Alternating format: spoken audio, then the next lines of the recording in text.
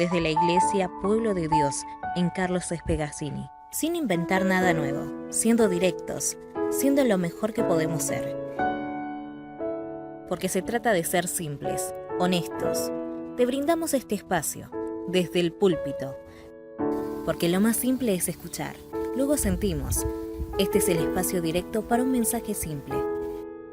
Porque ya no hay diferencia de nacionalidad, ni de clase social, ni de sexo. Porque todos somos uno en Cristo Jesús. Vení a vivir el Evangelio, juntos.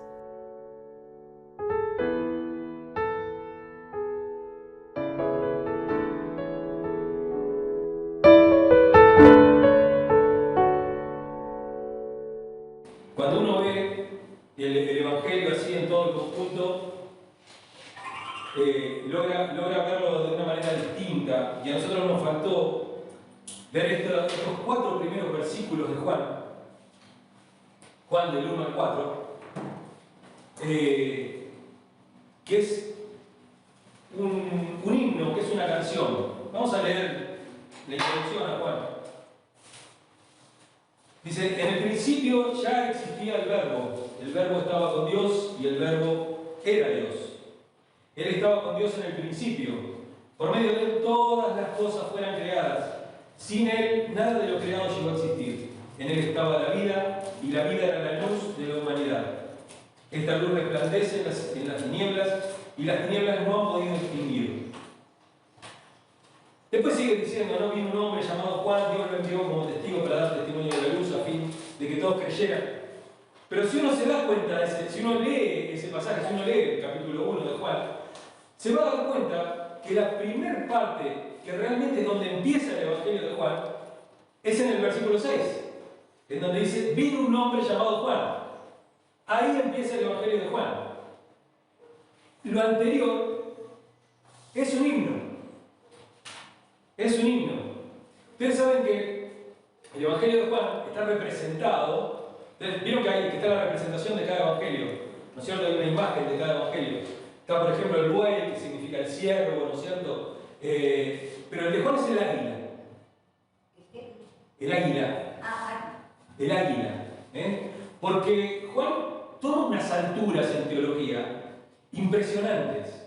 Él se atreve a más, se atreve no solamente a contar la historia, sino a interpretarla. A interpretarla de una manera totalmente distinta. Prácticamente, si uno lee el Evangelio de Juan, va a lograr tener la doctrina de Cristo completa en su vida, en su mente, en su corazón. Él nos va a hablar con una sencillez, pero que es una sencillez solamente aparente. Es como yo te estoy contando algo que es mucho más profundo de lo que a vos te parece. La divinidad de Cristo, la humanidad de Cristo, la preexistencia de Cristo, la encarnación, la revelación y el sacrificio de Cristo. Todo eso está resumido en el Evangelio de Juan. Como les dije, probablemente estas primeras estrofas sean un himno cristiano. Hay muchos otros himnos dentro de la Biblia y que están ahí metidos y que uno los tiene que identificar. A veces lo pasamos y decimos, no, esto es solamente algo que el evangelista, el autor de la carta está hablando, pero no, a veces es una canción que se cantaba. Hay muchos en las cartas de Pablo. Por ejemplo, fíjense Efesios 5:19. Dice, anímense unos a otros con salmos, himnos y canciones espirituales, canten y alaben al Señor con el corazón, dando siempre gracias a Dios el Padre por todo el nombre de nuestro Señor Jesucristo. La carta de Filipenses capítulo 2, es un himno propiamente dicho. Dice, la actitud de ustedes debe ser como la de Cristo Jesús, y acá arranca el himno. Quien siendo por naturaleza Dios, no consideró el ser igual a Dios como algo a que aferrarse, sino por el contrario, se rebajó voluntariamente tomando la forma de ser. Eso es un himno. Si uno lo viera, en el original está como una canción. Colosenses 1:15 dice, Él es la imagen del Dios invisible, el primogénito de toda creación, por medio de Él fueron creadas todas las cosas en el cielo, en la tierra, visible, invisible. Todo eso es un himno. Y fíjense si no es parecido al principio de Juan también. En el principio era el verbo y el verbo estaba con Dios y el verbo era Dios y todo eso que Juan nos dice. Y también hay otro, esto llega hasta el 20, ese himno de la supremacía de Cristo, que nos habla ahí en Colosenses, y después hay otro himno en 3:15.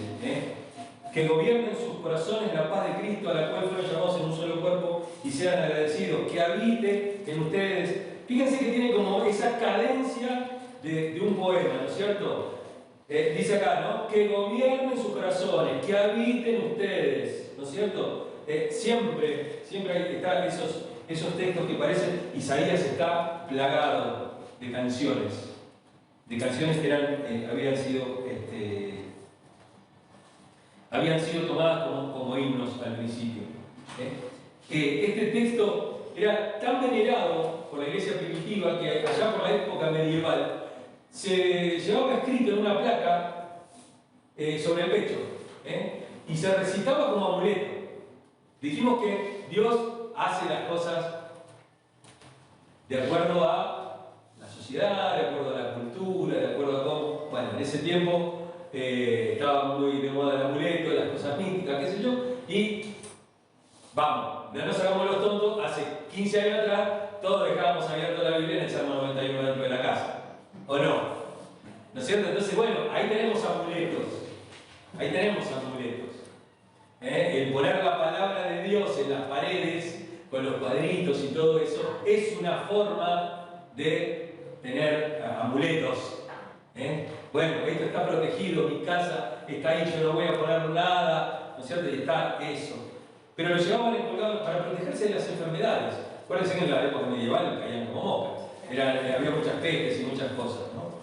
Y también contra los espíritus malignos. ¿Por qué? Porque en la época medieval es donde surge la imagen del diablo y sus demonios, tal cual más o menos lo conocemos hoy, ¿no es cierto? El diablo con la colita, con el tridente, y que iba a torturarnos y todo. Yo les quiero decir algo. Allá en el infierno el diablo no reina. El diablo está condenado en el infierno. Es uno más. El diablo no es jefe, porque todos piensan que el diablo es jefe allá. ¿No es cierto? Bueno, a ver si arreglo con este. Es un preso más. O sea, es el primer preso. De hecho, el infierno es creado para él, en todo caso. Nosotros vamos porque queremos. ¿Qué va a hacer? Porque queremos. Lo otro que hay una estructura que combina algunas reflexiones que para veces son muy académicas, pero que divide el prólogo en 4 estrofas.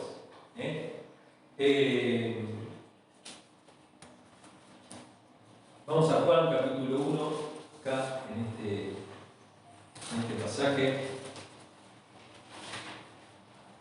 En el principio ya existía el verbo, la primera frase. El verbo estaba con Dios y el verbo era Dios, tercera frase. Y la cuarta, y él estaba con Dios en el principio. Ahí tenemos las 4 primeras, esas 4 primeras estrofas que nos dan distintas formas de ver este verbo, este logos de Dios y la relación con Dios y con el mundo. ¿No es cierto? Porque no solamente su relación con Dios. En el principio ya existía el verbo estaba con Dios y el verbo era Dios, él estaba con Dios en el principio, cuando creó todo. Más adelante lo que va a hacer Juan va a retomar estos temas que él pone en estos pequeños pasajes. Pues es un pasaje muy pequeño, muy chico. Pero como le digo, hay una materia completa en un seminario que dura a lo mejor 6 meses, que habla sobre esas 4 palabritas, esas 4 cosas que decíamos recién, ¿no? En esos 2 versículos, en esos 3 versículos, está resumido todo el Evangelio. Por ejemplo, Juan va a retomar después la preexistencia de Cristo. Va a hablar sobre la luz divina que entra al mundo. En 1.4, por ejemplo, ahí nomás, en 1.4 ya arranca con eso, ¿no? Juan 1.4 dice: en él estaba la vida y la vida era la luz de la humanidad. La oposición entre la luz y las tinieblas. Esta luz resplandece en las tinieblas y las tinieblas no han podido extinguirla, en el versículo 5. Él después a lo largo del Evangelio lo va a seguir extendiendo más. Pero estos son los temas principales. Jesús como el Hijo unigénito, y el Verbo se hizo hombre y habitó entre nosotros, y nosotros hemos contemplado su gloria, la gloria que corresponde al Hijo unigénito del Padre, lleno de gracia y de verdad. Nosotros Juan va a decir, nosotros hemos tocado el verbo. Por eso recién cuando hablábamos, y su gloria tocaré, muchos dicen, bueno, la gloria de Dios no se puede tocar, pero a Cristo sí se lo puede tocar. Y Cristo es la representación de la gloria de Dios, algo muy, pero muy potente. El nacimiento espiritual que produce Dios. Va a hablar también en el 12 y en el 13. Fíjense ahí que dice más, a cuantos lo recibieron, a los que creen en su nombre, les dio el derecho de ser hijos de Dios. Estos no nacen de sangre ni por deseos naturales, ni por voluntad humana, sino que nacen de Dios. Él vuelve a repetir ahí. Fíjense cuántas cosas que vemos en un par de versículos nada más. Lo importante que es el prólogo de Juan. Y muchos a veces nada más vemos Juan 3:16. Y para nosotros eso es Juan. Y Juan es mucho más profundo que eso, no solamente eso, sino que también su carta. En el 1, 11, 12 se refleja el esquema o el acento que va a dar a toda esa estructura. Dice, vino a lo que era suyo, pero los suyos no lo recibieron. Y tiene la contrapartida, mas cuanto lo recibieron, a los que creen en su nombre les dio el derecho de ser hijos de Dios. Dos caras opuestas, ¿no? A los suyos vino, los suyos no lo recibieron, pero a los que lo recibieron les dio la potestad de ser llamados hijos de Dios. Y el Evangelio en general, el de Juan, estamos viendo, esto es una introducción, miren que todavía no empecé el sermón, y en este principio el libro está dividido en dos partes. Uno va del 1 al 12, capítulo del 1 al 12, el libro de las señales, y que se describe como el rechazo del judaísmo, de ese los suyos no lo recibieron. ¿Cuál es un evangelio muy especial? Tiene 7 yo soy, 7 veces Jesús dice yo soy, hace 7 señales. Las 7 tienen un significado especial. ¿Cuál las eligió por algo? Por eso tenemos que tener muy en claro y realmente cuando veamos el Nuevo Testamento, seguramente en Juan nos vamos a parar de una forma especial, porque es muy, muy, muy importante. La segunda mitad del capítulo 13 al 21, dijimos que del 1 al 12 era el libro de las señales, es el libro de la gloria. Es el camino a la glorificación de Cristo. Ahí se describe el rebaño de Jesús. Las ovejas que escuchan la voz y que lo siguen. Aquellos que han abrazado la condición de Mesías de Jesús. No aquellos que no lo recibieron, sino aquellos que lo recibieron. En la edición más antigua, lo más probable es que haya el Evangelio se haya iniciado en el versículo 19 del capítulo 1. Y que todo esto después se haya agregado.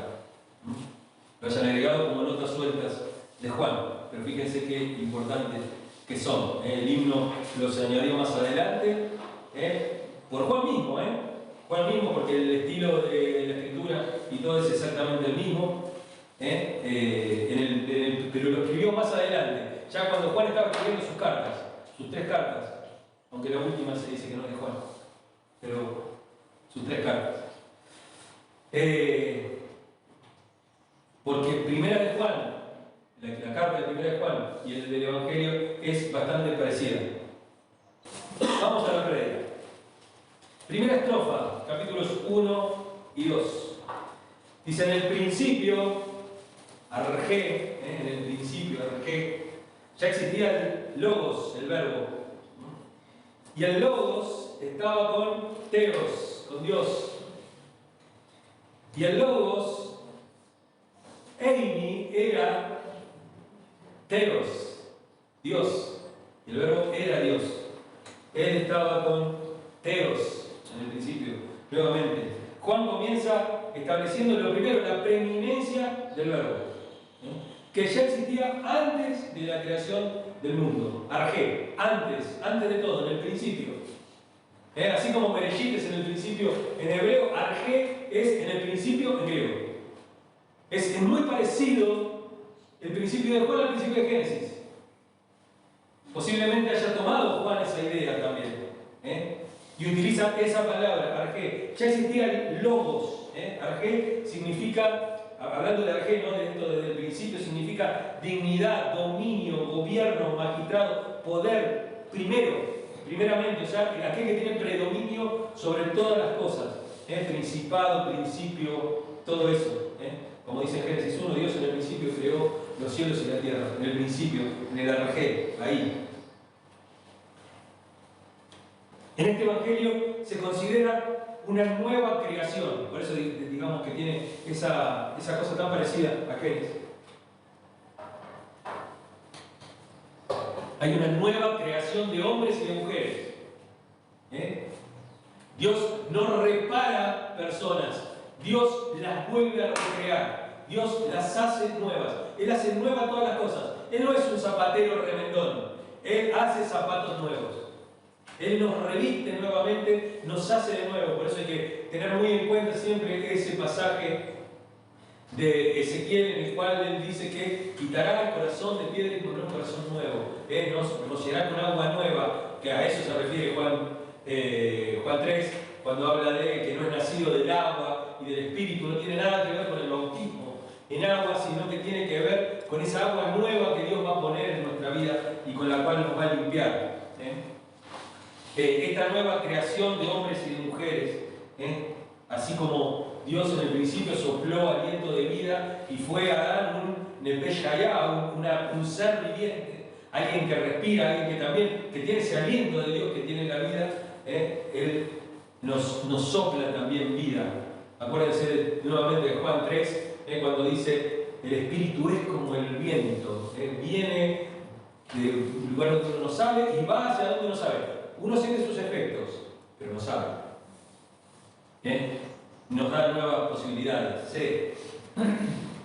Juan comienza introduciendo a Jesús como el verbo, como el logos. Esto es para desarrollarlo un poquito en el pensamiento judío contemporáneo, que conseguía la palabra de Dios con atributos creativos personales. Dios era, fíjense por ejemplo en el Salmo 33:6 dice: por la palabra del Señor fueron creados los cielos y por el soplo de su boca las estrellas.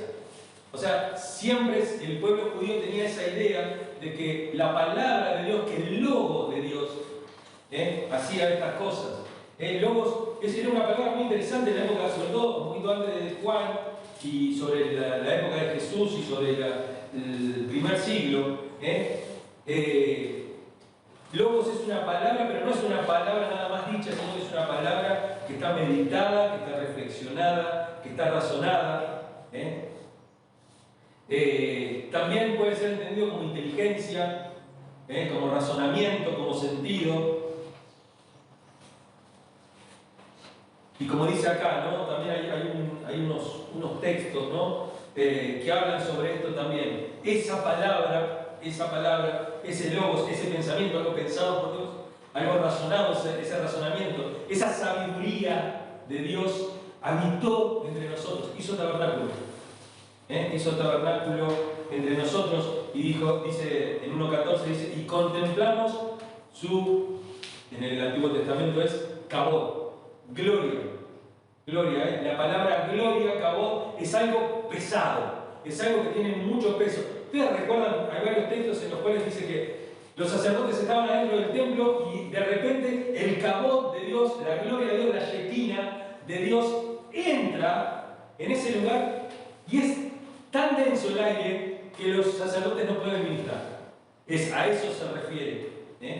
Gloria, pesado, como la del único en su clase del Padre. Puro, pura gloria es Jesús.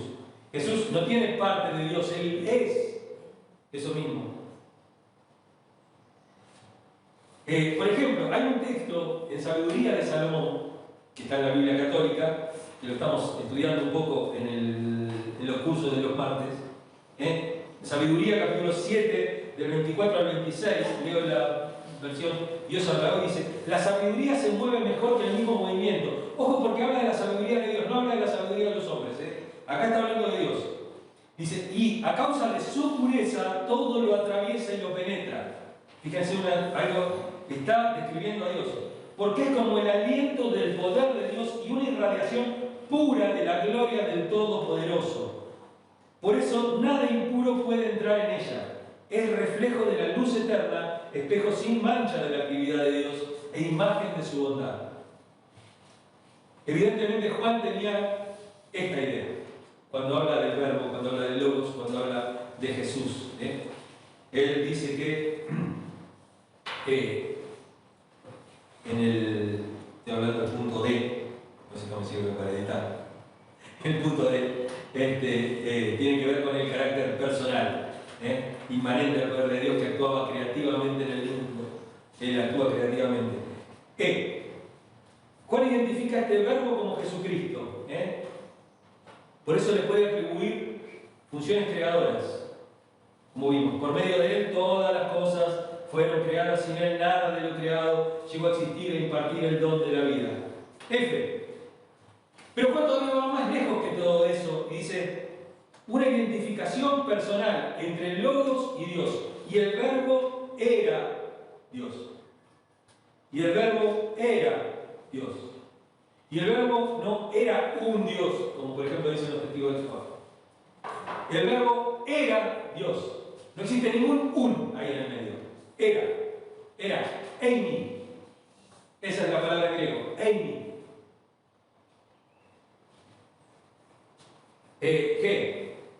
Juan va a utilizar muchas veces el verbo eimi y otro verbo que es el verbo ginomai, que es llegar a ser. Eimi es ser y ginomai es llegar a ser. Cuando habla de nosotros, como cuando dice les dio la potestad de llegar a ser, utiliza ginomai. Pero cuando él dice y el verbo era Dios, utiliza eimi. No llega a ser, no es algo que ocurre, es algo que es. De entrada nomás.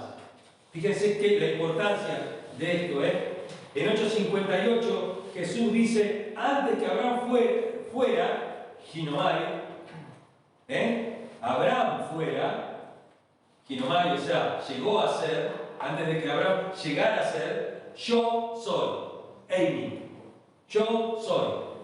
Él llega a ser, yo soy. La importancia de el yo soy. En el caso de Abraham, nace, se forma en el vientre, no tiene una preexistencia, existe en un tiempo determinado. En el caso de Jesús, Él es, yo soy, es una existencia continua. Jesús siempre existió. Obviamente en el ámbito espiritual estamos hablando. El cuerpo de Jesús, ustedes saben que es sempiterno, ¿no es cierto? No es eterno, es sempiterno. Jesús, el cuerpo de Jesús en algún momento no existió. Cuando nació, cuando se engendró, cuando la sombra cubrió a María, como veíamos la semana pasada, ahí comienza y nunca va a morir. Y nunca va a morir. Pero el Espíritu de Jesús, como ser eterno, como Logos existió siempre, es eterno. Juan 1:6 dice, vino, ginomai, un hombre enviado por Dios, y se refiere a Juan. Pero cuando dice, en 1:1, cuando dice, en el principio era el verbo, nuevamente, eimi. Fíjense esa diferencia, que a veces uno no la llega a ver. Lamentablemente, no todos podemos saber griego, no todos, pero tendría que haber ahí unas anotaciones. Yo creo que la Biblia tendría que tener esas anotaciones ahí para que uno las pueda llegar a ver. ¿No es cierto? Así como muchas veces se escribe ángel, se escribe con mayúscula, sabiendo que es el ángel de Yahvé, que es una teofanía, y se escribe con minúscula cuando es una angelofanía, cuando es un enviado de Dios.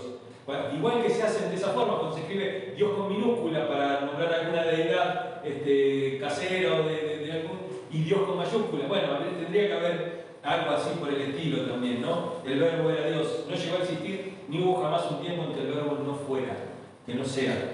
Jesús siempre existió. Pero ¿quién es ese verbo? ¿Quién es ese verbo? Dice, el verbo era Dios. Es uno de los textos más atacados de la Biblia porque quieren quitarle el valor al verbo. Quieren quitarle el valor a Jesús. El verbo era un Dios o era divino. Eso es lo que quieren que diga el texto, pero cuando consideramos las demás ocasiones en las cuales se utiliza esa palabra, eimi, ahí es cuando todo se cae. Hay 7 yo soy en la Biblia. Hay 7 veces Jesús dice yo soy. Y se compara con Yahvé, con Dios.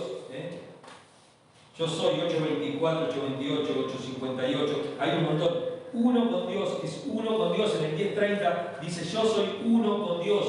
El Dios, el Padre y yo somos uno, dice Jesús. En 10:30 él agarra y dice de esta manera, el Padre y yo somos uno. Somos Amy, somos uno. No llegamos a ser uno.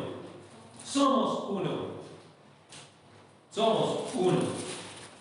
Y Tomás nos va a dar también otra cosa también en el 20:28. Señor mío y Dios mío. Le va a decir eso a Jesús. Señor mío y Dios mío. Teniendo en cuenta que en ese texto Dios no lleva artículo. Dios mío. No es el Dios mío. No es el Señor mío y el Dios mío. Dios mío, Señor mío. Es Jesús. Está hablando sobre Él. No está hablando sobre otra persona. El verbo era divino. Quieren decir algunos, pero el verbo es Dios. El verbo era Dios. Porque aparte tenemos esa palabra, ¿no? Esa palabra que significa divino, que es Teios, que no es lo mismo que Teos. Teios es distinta la palabra. Y Dios, en griego, por otra parte, el texto está al revés. Dice, y Dios era el verbo. O sea, y Dios era Jesús. Y Dios era este que ustedes tienen adelante. Ese es Dios. Fíjense cómo cambia y cómo nos cambia a nosotros la cabeza cuando decimos, y el verbo era Dios, que decir Dios era el verbo.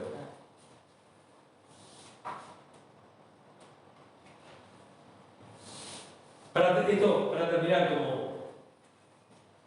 Juan realmente pretende que el Evangelio se lea en vista de estos versículos, de estos primeros versículos. Uno tiene que, cuando lee todo el Evangelio de Juan y cuando lee sus cartas y todo, tiene que pensar en estos pasajes, pensar en la idea que tiene Juan. Juan dice, Dios era Jesús. En Jesús Dios se estaba encarnando. Cuando él dice tabernaculizó, hizo tabernáculo, armó una carpa en el medio de nosotros. Y tocamos su gloria, dice. No era un fantasma, lo tocamos, lo vimos, caminamos con él. No era algo que se nos ocurrió, no era algo que nos pasó así. No, él estaba ahí con nosotros todo el tiempo. Él es el preeminente, es el Mesías de las expectativas judías. Los judíos tenían expectativas mesiánicas. Ellos sabían que iban a venir. Jesús es el Hijo de Dios. Es el Hijo de Dios. Con H mayúscula, lo vimos la otra vez, ¿no? Dijimos, yo tengo tantos años de padre como años tiene mi hijo mayor. Si el Padre es eterno, el Hijo será eterno. Dios siempre fue Padre, nunca lo engendró a Jesús, pero siempre fue Padre. Su relación fue la de un padre con un hijo. Y Jesús siempre tuvo esa relación con Dios de hijo. Él dice, lo que yo veo hacer al Padre, eso es lo que les estoy diciendo. Yo no hago nada por mi cuenta, yo todo lo que le veo hacer al Padre, yo lo hago. Porque acuérdense, Dios es el Logos, Jesús es el Logos. Jesús es la sabiduría de Dios.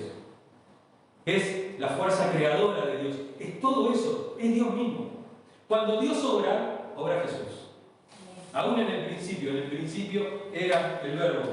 Cualquiera que omita esta reivindicación para Jesús de parte de Juan, pierde de vista lo central del Evangelio, y es que si Jesús no es Dios, todos estamos perdidos y todos estamos condenados. Jesús es Dios. Amén. Amén. Dios es nuestro Salvador. Amén. Jesús es nuestro Salvador, y porque Jesús es nuestro Salvador, Dios es nuestro Salvador. Amén. Cuando Jesús carga nuestras culpas sobre sus espaldas y recibe las heridas y recibe la muerte, eso es que Dios está recibiendo nuestra culpa. cargó sobre él, Jehová cargó sobre él todos nuestros pecados. Fíjense qué importante que es esto. Pero la importancia que tiene para nosotros, como decíamos, porque esto lo dice cuando hablamos de Jesús y cuando tenemos una relación personal con Jesús, lo que estamos diciendo es, Dios está con nosotros. Dios está conmigo. Dios me está escuchando. Todo lo que pidieres en mi nombre se hará. Porque para Dios no hay nada imposible. Amén. Pero Jesús es Dios. Jesús es aquel a través del cual podemos comunicarnos con el Padre. La importancia de eso, la importancia en la sanidad del alma, en la sanidad del cuerpo, de la mente, de nuestras emociones, la importancia de que Dios sane nuestro corazón, sane nuestra vida, cambie nuestra forma de vivir. Porque nosotros decimos, sí, Jesús está ahí, pero a veces vemos al Jesús, que yo no lo niego, o sea, yo siempre les digo, ojalá nosotros también tendríamos que tener el crucifijo con el Jesús crucificado para no olvidarnos del sufrimiento, porque muchas veces nos acordamos de la gloria nada más y nos acordamos de Jesús resucitado y nos olvidamos de ese Jesús, como está en el Vaticano. En el Vaticano hay una de las iglesias que está dentro del Vaticano, que yo lo escribo en mi libro, hay una cruz muy chiquita que es con un Cristo desnudo. No está con el pañal que le ponemos nosotros, con el chiripá. Está desnudo y se ve todo. Pero Pablo dice, yo predico a un Dios que está desnudo y crucificado. Él dice, yo predico a Cristo y a este crucificado. Porque esa es la obra de Dios. Esa es la obra principal de Dios. Pero cuando nosotros vemos también la cruz vacía, vemos esa esperanza de gloria, la esperanza de que la muerte finalmente no venció. Pero no podemos tener una cosa sin la otra. No se puede tener gloria sin cruz. Por eso se nos invita a tomar la cruz todos los días. Y por eso es importante que tengamos en claro estas cosas. Como iglesia, que no perdamos esto. Que no perdamos este pensamiento de que el Verbo se hizo carne. Hay una canción muy linda que se llama El Verbo se hizo carne, de Marcos Vidal, dice, y el Verbo se hizo carne, descendió de la cruz, su camino fue hacia abajo y entregó su juventud. Y dice algo que impacta, dice, ¿y cuántos resistiremos la mirada de Jesús? ¿Cuántos resistiremos la mirada de Jesús? ¿Cuántos resistiremos como Pedro, que Jesús nos mire y recordar que él alguna vez nos dijo, vos me vas a negar? ¿Cuántos vamos a resistir la mirada de Jesús? Porque no es una mirada acusatoria, porque la mirada que Jesús tuvo con Pedro fue una mirada de amor, no fue una mirada acusatoria. Fue una mirada de amor. De hecho, él termina diciendo eso, termina diciendo, Pedro, ya sé eso, ahí en el final de Juan, ¿no? Pedro, ¿me amas? Pedro, ¿me amas? Pedro, ¿me amas? Y todo, nos ponemos que dices amor, o querer, y nos centramos en eso. Pero lo más importante de todo es eso, vos conocés todo, vos lo sabés todo, vos sabés hasta dónde puedo dar. Y creo que Pedro en ese momento se logra amigar con su humanidad, que es lo que hablamos siempre, que nosotros como cristianos tenemos que arrancar de que somos seres humanos, de que somos personas con miserias, con un montón de cosas, y que desde ahí tenemos que arrancar y tenemos que decir, Señor, vos sabés todas las cosas, vos sabés hasta dónde puedo llegar, vos sabés mis limitaciones, vos sabés mis pecados, vos sabés mis debilidades, vos sabés hasta dónde soporto y hasta dónde no soporto. ¿Sabés qué te va a decir Jesús? Apacienta mis ovejas. Seguí trabajando en la obra, porque en tu debilidad se manifiesta mi poder. Amén. Bueno.